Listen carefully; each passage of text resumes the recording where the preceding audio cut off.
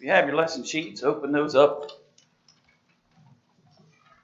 Personal godliness we've been talking about. And I'll show it to you on the screen as well. I don't know how many extra copies we may have back there. It's going to look a little bit odd to you because we're kind of using this. We finished our study of 1st and 2nd Thessalonians, and we had a couple of weeks left before the quarter was up. And so I had to find some things to cover 3 or 4 weeks rather than an entire quarter. And so I found this series, and I'm picking and choosing which lessons I want to do. And so I picked lesson 1 to introduce it, and I jumped to lesson 8. And so that's why your top of your sheet probably should say lesson 8 on it.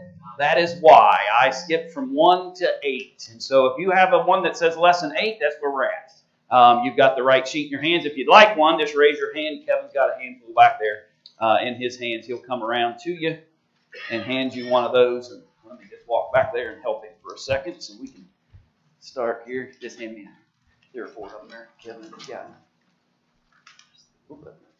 There you go. Thanks, buddy. All right. He'll get the folks in the back. I'll get the folks in the front.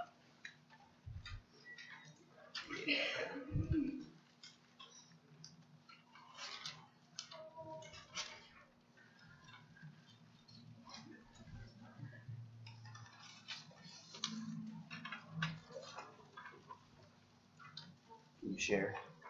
You like each other enough to share? All right. So we've been talking about personal godliness. We've been talking about the importance of making sure that we live godly lives. If you recall, when we studied 1st and 2nd Thessalonians, that was a major issue with them.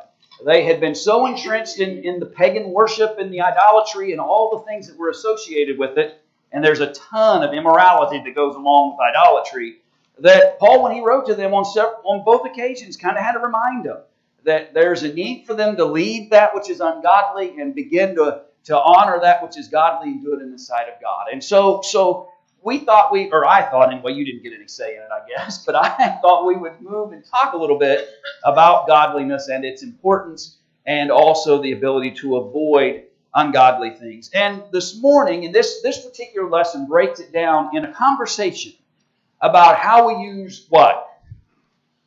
Our bodies, our lives, right? And we're going to talk about eyes, we're going to talk about our tongues or our lips, and we're going to talk about our hands. Those are the 3 categories that this particular lesson covers. Now, I probably am going to spend all my time on eyes today. We'll probably talk about the tongue on Wednesday.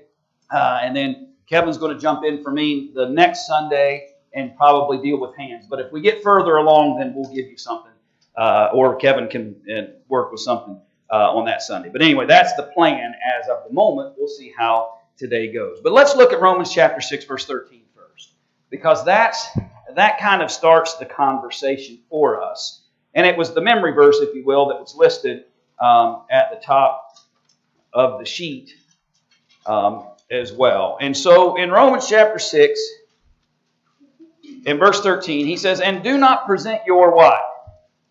Your members, okay? Your body. Don't present your body, the members of that body, as instruments of unrighteousness to sin. But present yourselves to God as being alive from the dead, and your members as instruments of righteousness to God. Now, for a moment, just tell me, what did he talk about at the beginning of this chapter? Beginning of Romans chapter 6. Okay. He had that conversation about grace, right, in chapter 5. And he gives them a warning at the beginning of chapter 6 concerning not convincing yourself that grace was intended to allow you to continue in sin. Grace should be honored and respected by doing all we can to avoid sin and the challenges it brings. Now notice verse 3. "Know ye not that so many of us as were baptized into Jesus Christ were baptized into His death? Therefore we are buried with Him by baptism into death, that like as Christ was raised up from the dead by the glory of the Father, even so we also should walk in newness of life." And so basically he says, you did what to that old man of sin? Yeah, he's dead, right? You died to that old man of sin. You buried him in baptism with Jesus. And you rose to walk in what manner? In newness of life. And so he really hasn't completely separated himself from that theme. It continues throughout chapter 6, and by the time you get to verse 13, he's commending us to remember what it is we've committed ourselves to. When you walk with Jesus through his death, burial, and resurrection, through baptism, when you walk through that, it's a commitment that I'm going to walk in newness of life from this point forward. It's not on our side of the equation, if you will. It's not a mere act of obedience in the sense, well, this is what he told me to do, so I did it. But it's an act of commitment to actually live and conduct myself in the fashion that God would have me to. Jesus died to forgive me and cleanse me so that I would walk in newness of life. Not died and cleansed me so that I could live how I want to. He did all those things for a purpose, and that was to cleanse us and then to strive to walk in that cleansing power. And so, walk in newness of life. Then by the time you get to verse 13, don't live in sin any longer. Stay out of the unrighteousness that is sinful. Present yourselves to God as being alive from what? From the dead. You died to sin. That's what you did back here in baptism, verse 3. That's what you did when you buried yourself in baptism with Jesus. You died to sin. So don't live in it any longer. Either you put it to death or you didn't. And if you did, then live that way. We don't govern ourselves by unrighteousness any longer. And let the members, let your life, let your body, your hands, your eyes, your ears, your lips, whatever you want to talk about, let them be used for that which is righteous and good. And about verse 16 of this text in Romans chapter 16, he talks about us being a what? Servant. And he says you're a servant what? Which way? One or the other, right? I didn't ask it very well. He says you're a servant one way or the other. You're either going to serve right sin unto death, or you're going to serve righteousness unto life. You choose. That's basically what the Apostle Paul presents to us there in that text. You choose. Don't try to stand in both. Don't choose. Because you're going to serve one or the other. And whether we acknowledge the realities of that or not, some people may refuse to be honest about it. But Paul says one way or the other, you're serving righteousness or you're serving unrighteousness. By the way you live, by the way you conduct yourself, by what things you allow your eyes to continue to see, by the things you let your hands go do, by the things you let your tongue speak. You're making a choice as to who you're serving. And that's why it's important. That's why how we use these instruments, that's how we use this life that God has given me, that's why it's so important.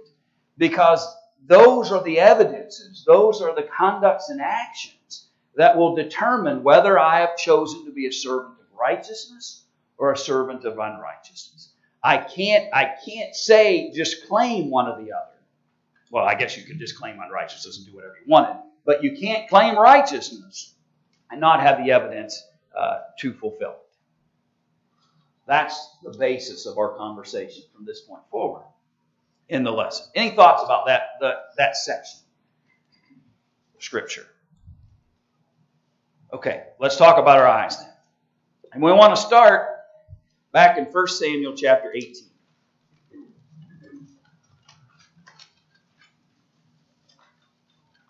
And in verse 9.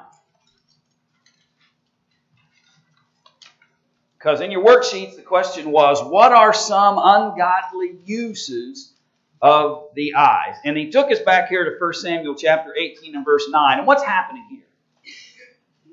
Well, let me stop and re-ask that question. What happened just prior to verse 9?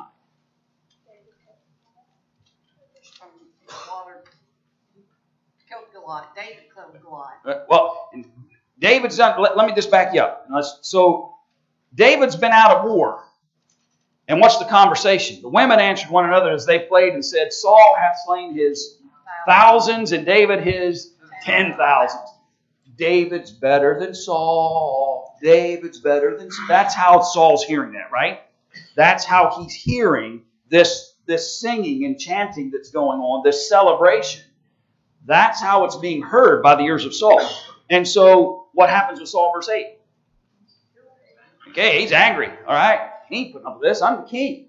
No, not those who serve under me, they don't get the glory.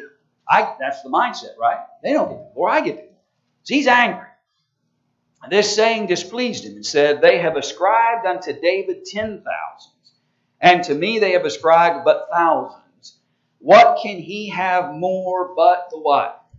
Kingdom. Okay, so Saul's mad about what they're saying. And if the people have already elevated David above Saul, symbolically, Saul's conclusion is what?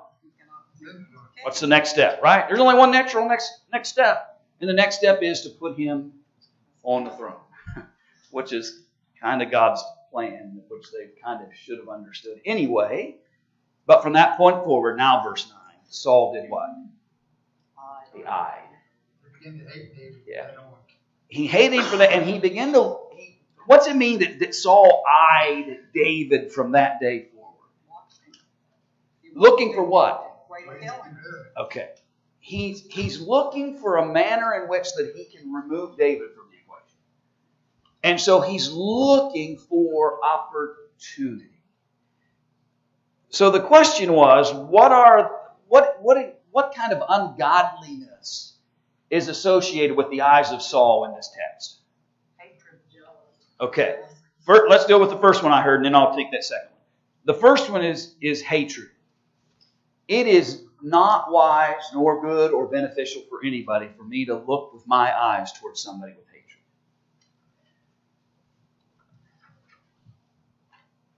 We have to be able to balance the idea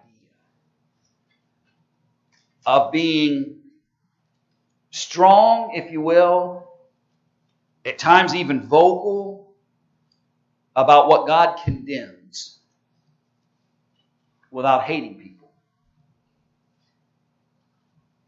It's oversimplified, I realize it, but I am convinced more and more every day that the greatest hindrance we have going on in our world right now is that we can't disagree about anything without hating each other.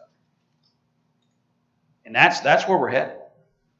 We find somebody that disagrees with us on some issue, and I hate them. And I use eyes of hatred towards them from that point forward. It's not always that you hate. It's that people accuse you of hating. Yeah, and that's a different kind of thing. And I'm talking about the actual reactions of people. It's hatred that goes on. David's using eyes of hatred. And it's really a shame that Saul's using eyes of hatred towards David. When Saul's really the blame here, Saul makes his mistakes. Saul's the one who's made his choices that have lent itself to this end. Eyes of hatred are going to cause problems. And if I look at others through hate, if I view others through hate, then there's going to be difficulties that come from it. Another word is jealousy. Yeah, and that's the other word I heard. So he's seeing David through eyes of hate. He's seeing David through eyes of jealousy.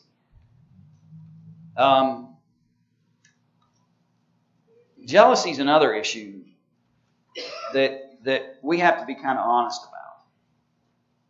When other people seem to have better benefits than us, we tend to look unfavorably at times towards them.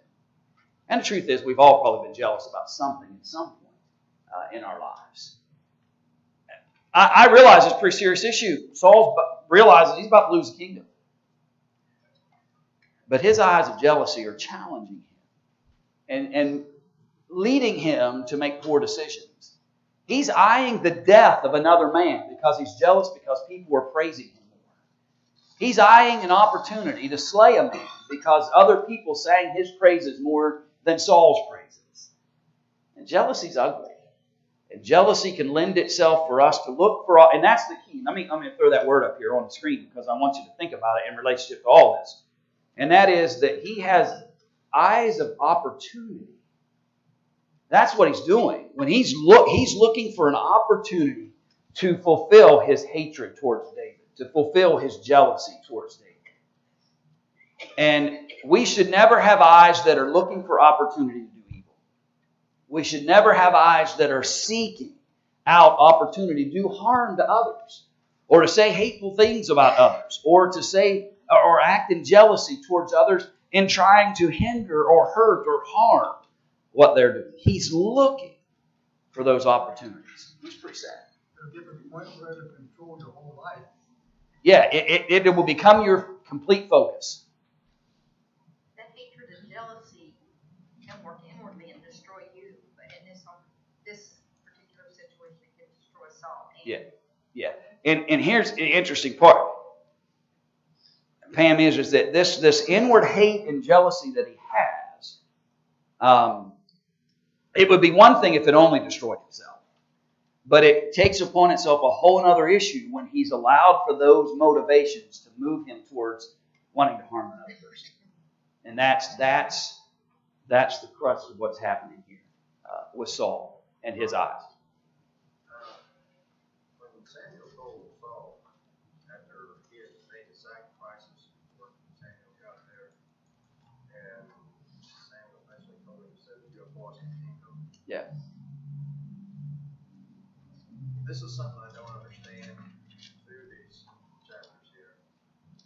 Why God took so long He let all these hatred, jealousies, fear all come to rest in Saul's mind, and it manifested in that mind for so long before the kingdom actually was passed to David.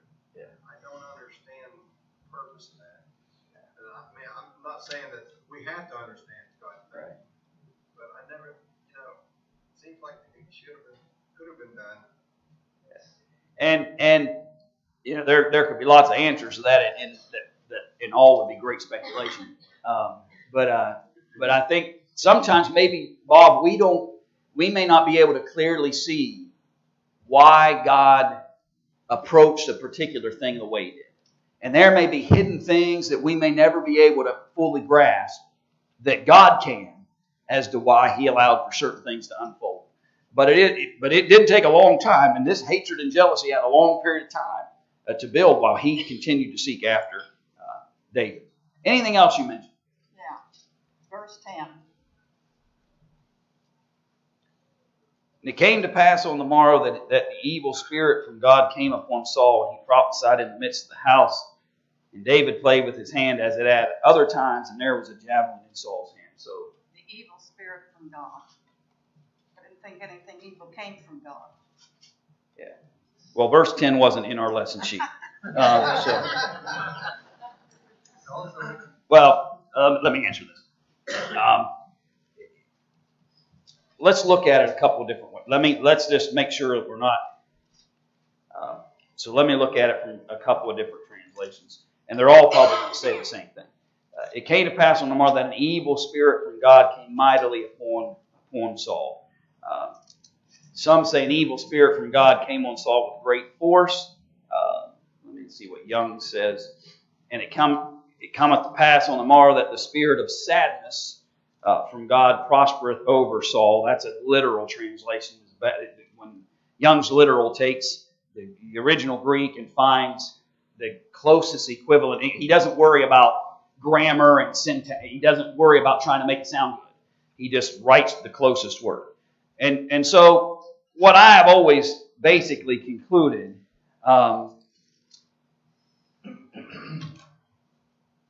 when you see these kinds of text is that God, there's a permissive sense that God allows for things to happen. And so in that sense, He is involved, if you will. It's not that Saul's free moral choice has been robbed of him. It's not that he's been told you don't get to make any decisions on your own. I'm forcing you to live by this evil spirit. I think the emphasis here is that God is involved in this grand plan. And it's now we're to the point in the plan, though we may not understand why it's unfolding the way it is. We're at the point in the plan where Saul's spirit turns towards this evil. And this is God's plan, that Saul turn towards evil, and that he seek David, and David eventually advocate the throne. And so that's how I see it. I see Saul, this evil spirit, simply being, Saul has reached the point in this process of plan that God has, where he's there. He's there where this conflict where David and Saul begins to happen. That's the best answer I can give you without having looked at it in detail prior to this moment. One more thing, you answered Bob's question. Do you think it was for David to get an old enough age to become king? That could easily be part of it. Again, we just don't know. Go ahead, Randy. I saw your hand. It says in the scripture here that Saul was afraid of David because the Lord was with David and had departed from him. When the Lord departs from someone, the evil spirit can come in and dwell there. Because if God's not with him, all he's going to think about David is evil because of fear of him. Yeah, and again, this idea from God, I think it's the challenge, as if God had given him this in specific. But you're right. Once Saul had chosen to leave his relationship with God, the evil is obviously going to start creeping in because of that disconnect. Yeah. As far as verse 10 goes, the Hebrew translation is referring to uncontrolled behavior. Saul has an uncontrolled behavior. And I think basically what God's doing is just giving Saul his head, letting him act upon his own thoughts. And I don't think God is, putting a spear in his hand and throwing it for him or anything like that. Right. But I think he's giving Saul his head to let him do what he wants to do. Right. Up and as the king, through most of that, God has done what with Saul?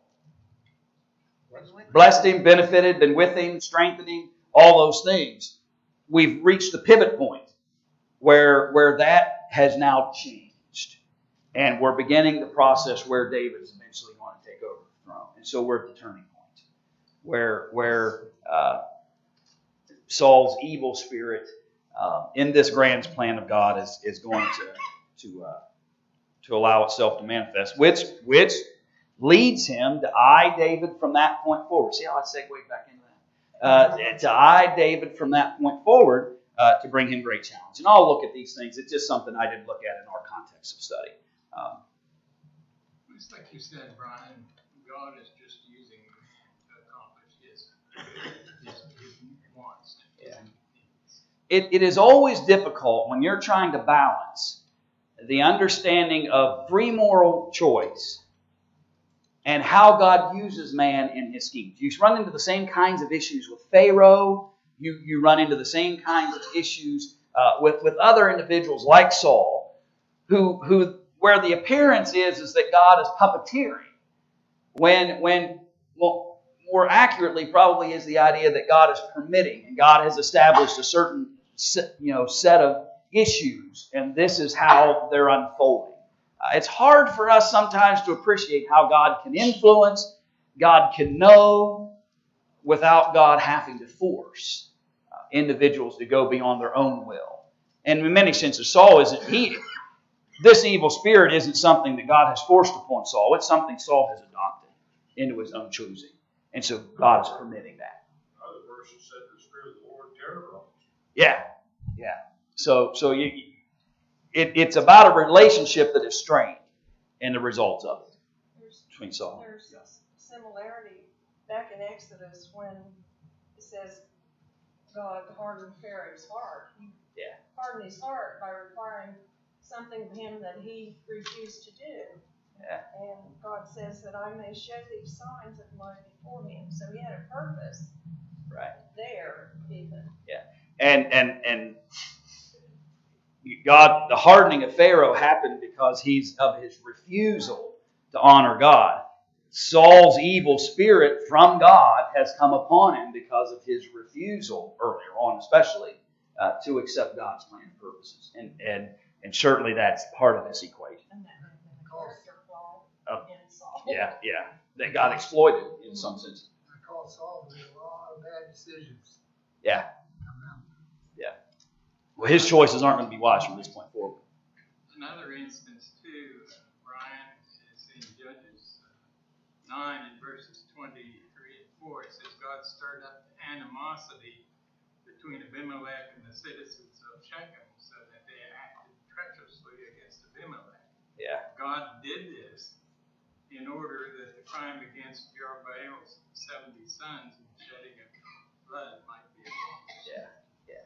So there are certain purposes that God is able to fulfill, and they're not about forcing. It generally, kind of back to what Bobby was saying, is that there's an ability of God to understand the nature and mindset of certain individuals and use that, in a sense, to further the purposes He needs to fulfill. Okay, let's jump to Ecclesiastes chapter 4.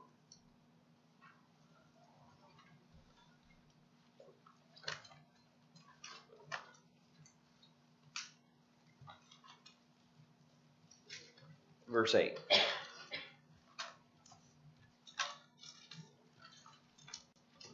Ecclesiastes chapter 4, verse 8. He said, "There is one alone, and there is not a second. Yea, he hath neither child nor brother. Yet is there no end of all his labor. Neither is his eye satisfied with riches. Neither saith he, For whom do I labor, and bereave my soul of good? This is also vanity. Yea, it is a sore travail." And so what kind of eyes does this individual have? Greedy, right? Looking for wealth. And what's the result? Never satisfied. Okay, because of that he's unsatisfied. What else? There's something interesting I want you to notice. Look here. Labor in vain. Yeah, look at the beginning of the verse. He's alone. There is one alone, and there is not a second. Yea, he hath neither child nor brother, yet is there no end of all his labor. You could look at that in a couple of different ways. That could be seen just in the idea of this guy kind of silly. He doesn't have any children. He doesn't have any brothers. He doesn't have any family. He doesn't have anybody he's trying to take care of. Why does he keep accumulating? He's got nobody to use it for. You can also maybe see that idea as he's alienated himself from everyone, because all he has done is pursue wealth and financial gain and the greed that he sees. He's got eyes for wealth, and so his eyes don't see anyone or anything else. He's got eyes for the next dollar, and so he doesn't even see anything else that's going on around him. And so this eyes that toward riches and eyes that only seem to see that which he desires and to satisfy self, often when that happens, we tend to neglect other things that are around us when we become so focused on those things. What else did you see besides those? All right, jump to 2 Peter 2 then, verse 14.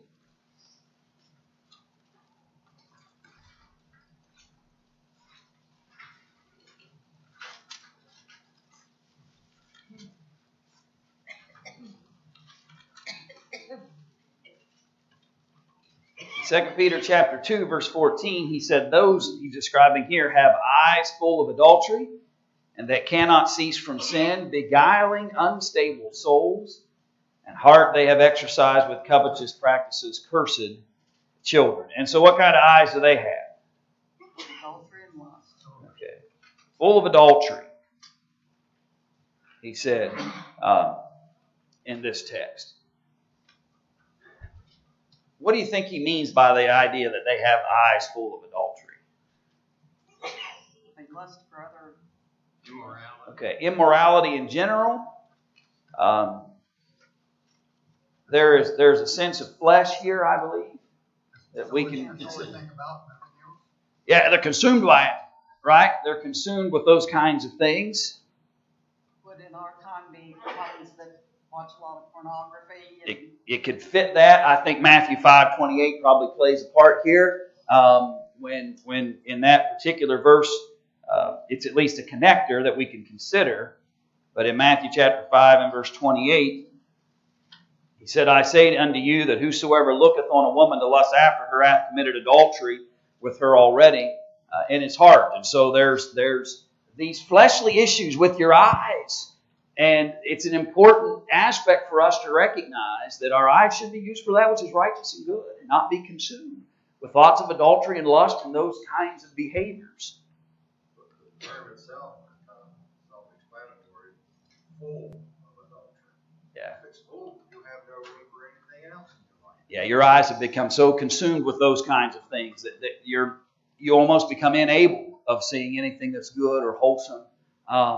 It can happen to folks in relationship to these kinds of things. I've often,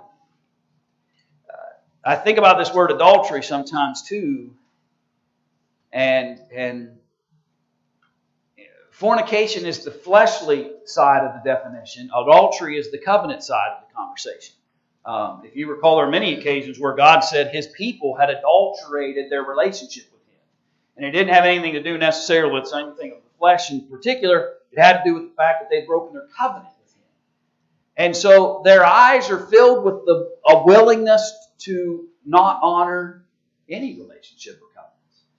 Their eyes are willing to look towards disavowing or turning away from any kind of promise or commitment that is made. There's a whole host of things that can go along with this kind of thinking. And they're creating challenges for themselves because of that. But if your eyes are consumed with the flesh, then it will generally follow suit. And that's the difficulty. And that's why the warning in Matthew 5:28, because what you allow your eyes to do, eventually your life will tend to seek. And so you have to be careful. What you allow your eyes, and you think, well, this is just about my eyes, when generally speaking, the next phases and stages often occur not long after. And so tremendous warning about it. Like the song says, let your eyes Yeah, we ought to sing that children's song to adults sometimes, because you're right. We need to be more watchful of the kinds of things that we're seeing, saying, doing, and the dangers that we're putting ourselves in. And sometimes the concept that we convince ourselves that this is just about my eyes, this is just about a particular moment in time, that it doesn't have any long-standing issues or long-term problems. But they do create long-term problems, and they do create difficulties moving forward. And going back to Ecclesiastes, one or two verses past that, verse is saying that you too have the rewards of their labor. Yeah. Meaning, you're by yourself, you have no reward for your labor. Yeah. You have a mate and you have a reward for your labor. Yeah. When you probably could have been spending time building some relationships where you could have shared the benefits of your labor, all you've got at the end of the day is your labor and work, because that's where your eyes are focused on. What do you mean encourage? Excuse me. Encourage children. Yeah. Oh, I'm sorry. You're back in the other text. Well, and I think he's just continuing to describe these people. Yeah. It's just a further definition. They've become disconnected, cursed in relationship to Him because their eyes are full of adultery. They've broken their bonds and relationships with God. And so they become, rather than honorable children, they become cursed children because of their choices. That thing will come upon them because of the way they are. Well, I think that's naturally going to happen. The Bible teaches us that hardships come because of sin, so I think that's an understood fact. I don't think he's talking about any particular pronouncement of cursings upon them, as it is they've gone from honor to cursing. It's a transitional thing. I think probably more so here. It's like dishonor. And certainly certain challenges are going to become upon them because of that. In verse 15, if we wanted to read it, explains it. Yeah, you've gone astray, you've walked away. His bad example is going to leave children who think, wow, look at everything this guy has. I want to be like him. I want. Yeah. And so we have to be careful to recognize that our behaviors in relationship to our eyes can have an effect on other people as well. And can be a poor influence on others. Brian, that's the whole context here. Yeah. In 2 Peter chapter 2 is about the false prophets, the false teachers, and the fact that they are going to face destruction. And God is showing that people in the past, the angels, the ancient world, Noah, He condemned them. He can condemn those that are doing evil, but also in chapter 2, he can spare those who are righteous, like rescuing righteous Lot out of Sodom. That's an example that's used here. And so he's saying that these people and as you get down to verse 19, going back to Romans chapter 6, where we started, where these people are slaves of corruption. And what a man has overcome, he is enslaved. These people are involved in this, and eventually the context of 2 Peter here is the day of the Lord is coming. He will recompense evil and spare the righteous. And so the manner in which we use our eyes has a direct effect upon our eternal state. And that maybe is the greater impact here that we need to appreciate, is that it is not as harmless sometimes as people might think, that, well, what I'm looking at or what I'm gazing at doesn't really have an effect or doesn't challenge anything. It's not true. It has long-term, eternal effects upon us. Brian, in Psalms 101, he talks about, David's talking about the importance of the eyes in just how we live our lives. He says, verse 2, I will behave myself wisely in a perfect way. Oh, when wilt thou come unto me? I will walk within my house with a perfect heart. And then, I will set no wicked thing before mine eyes. I hate the work of them that turn aside. And then you can drop down to, verses 4 and 5, when he talks about a froward heart shall depart. And then in verse 6, mine eyes shall be upon the faithful of the land, that they may dwell with me. He that walketh in a perfect way, he shall serve me. He that worketh deceit shall not dwell within my house. He that telleth lies shall be tarried in my sight. And I just think that we have to look at the old phrase, the eyes are the windows to the soul. There's a lot of truth in that when we talk about the two masters and so on. What we're watching, what we're putting into our minds, our hearts, that input's really coming primarily from our eyes. Things we see. Absolutely. All right. Matthew says if your eye is evil, your whole life is evil. Yeah. So there's challenge that comes, and that's the one of the primary sources of what's getting into our hearts and our minds, which also leads our actions. Okay, we'll get to part B, Lord willing, Wednesday night. We'll finish up eyes, and we'll move to our tongue.